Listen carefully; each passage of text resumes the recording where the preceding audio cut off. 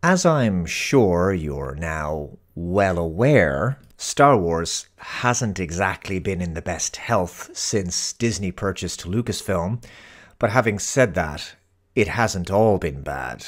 2016's Rogue One, A Star Wars Story was actually a pretty decent prequel film, and it also has a very impressive visual effects highlight, which was the digital likeness of the late Peter Cushing as Grand Moff Tarkin.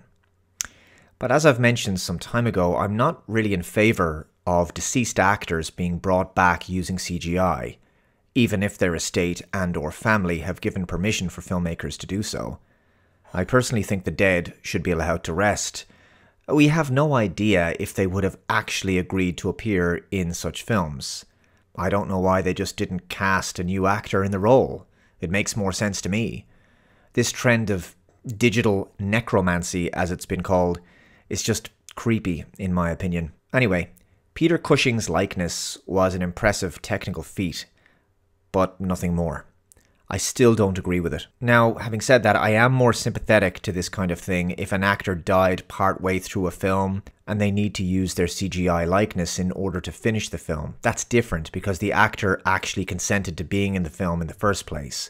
Like, for example, Oliver Reed in Gladiator, they had to use CGI there, and of course, Paul Walker in Fast and Furious 7.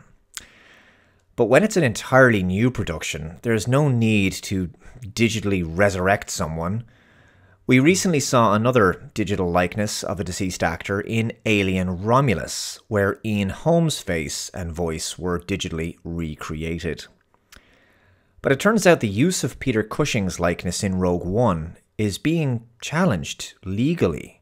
This article is from IGN.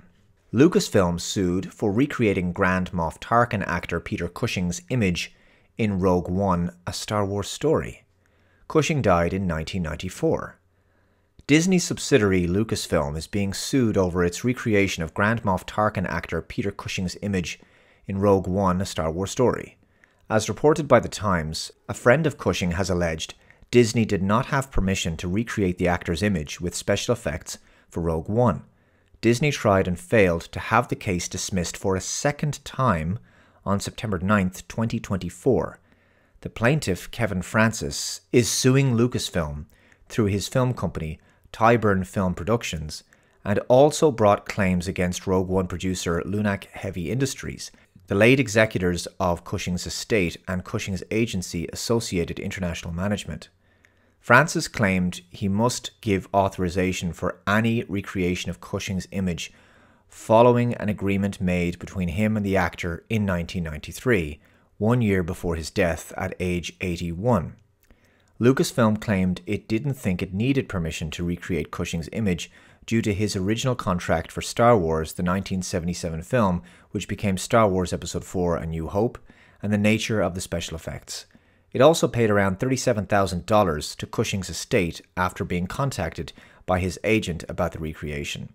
On September 9th, Deputy High Court Judge Tom Mitchinson dismissed the appeal, stating the case should go to trial.